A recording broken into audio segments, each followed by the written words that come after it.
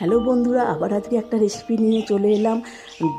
আলু পটলের ডিম দিয়ে ঝোল। বন্ধুরা, তোমরা তো আলু দিয়ে ডিমের ঝোল খেয়েছো, একবার আলু পটল দিয়ে খেয়ে দেখো, দুর্দান্ত লাগে। প্রথমে ডিমগুলোকে সেদ্ধ করে নুন হলুদ দিয়ে ডিমগুলোকে লাল লাল করে ভেজে তুলে নিলাম। তারপরে ওই কড়াইতে আবার তেল দিয়ে পটল দিয়ে তার মধ্যে নুন হলুদ দিয়ে পটলগুলোকে ভেজে তুলে নিলাম।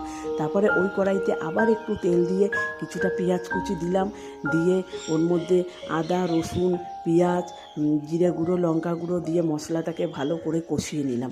কষাবার পরে একটুখানি জল দিয়ে ওর মধ্যে পটলগুলো দিয়ে আবার কষিয়ে নিলাম। কিছুটা আলু সেদ্ধ করে রেখেছিলাম, সেইটা দিয়ে নেড়ে চেড়ে কষিয়ে জল দিয়ে ডিমগুলোকে দিয়ে যেই হয়ে যাবে তখন ওপর দিয়ে ধনেপাতা কিংবা গরম মশলা যার যেটা ভালো লাগে ছিটিয়ে নামিয়ে। তবে বন্ধুরা, তোমরা যদি আমার এই রেসিপিটা ভালো লেগে থাকে একটা সাবস্ক্রাইব করে দিও। তোমাদের সাবস্ক্রাইব ছাড়া আমি এগাতে পারবো না।